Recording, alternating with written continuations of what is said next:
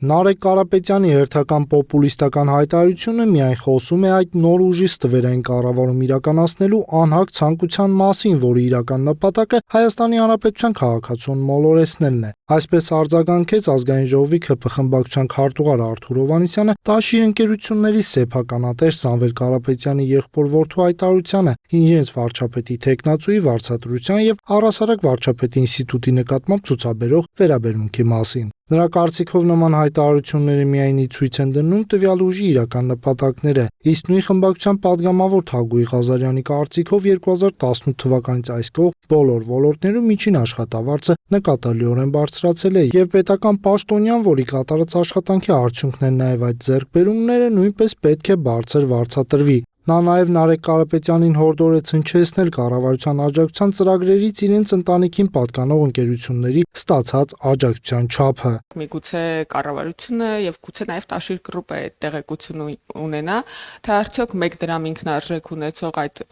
գործիչի ներկայացրած կազմակերպությունը, օրինակ, որքան հարկային արտոնություններ է խնդրել եւ ստացել կառավարությունից վերջի տարիներին, արդյոք դա 1 դրամ է եղել, թե մի քանի միլիարդ դրամ։ Պետք է հասկանալ, որովհետև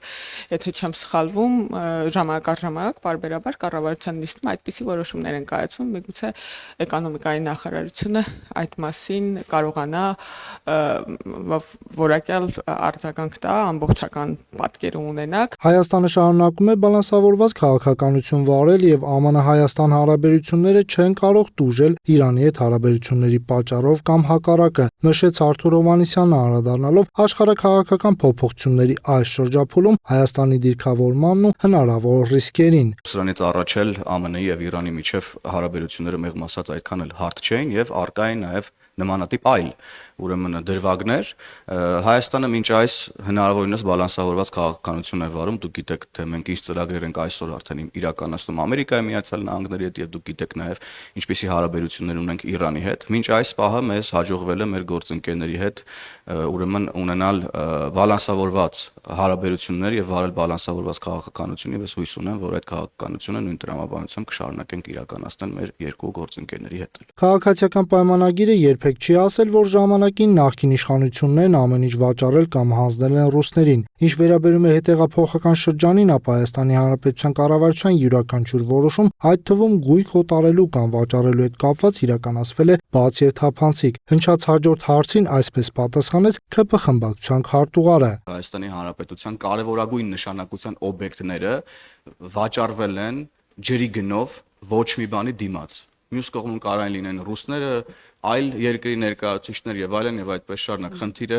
հիմնականում այն չի թե ումա դրանք վաճառվել խնդիրն այն ա եղել որ օրինակ Ռոբերտ Քոչյանի օրոք գույք պարքի դիմաց տրվել են Հայաստանի Հանրապետության կարևորագույն նշանակության օբյեկտներ Անդրադառնալով այս տարի անցկացվելիք խորհրդարանական ընտրություններին ՃՊԱԶՈՒՐԻՑի հանրապետական բանախոս Հայկ Մամիջանյանը հայտարարեց որ իրենց քաղաքական ուժը դեռևս չի որոշել թե ինչ ձևաչափով է հանդես գալու իսկ մասնակցության նպատակը մեկն է նոր իշխանության ձևավորումը Ինչ վերաբերվում է մասնակցության ֆորմատին Հայաստանի Հանրապետական կուսակցության նախորդ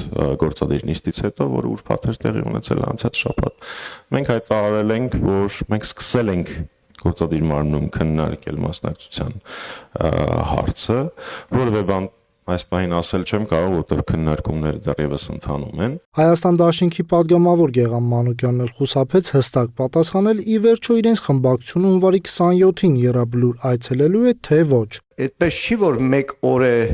գալչկա դնելու համար այցելում ես Եռաբլուր եւ վերջ։ Նշենք, որ այս քառօրյային ազգային ժողովը 69 կողմ ձայներով ընդունեց կառավարության առաջարկած նախագիծը հունվարի 27-ը հանուն հայրենիքի զոհվածների հիշատակի եւ խոնարհումի օր սահմանելու մասին։ Նախագծի համահեղինակներն էին ազգային ժողովի փոխնախագահ Ռուբեն Ռուբինյանն ու անկախ падգամավոր Գեգամ Նազարյանը։ Ընդդիմությունը դեմ էր քվեարկել այս նախագծին։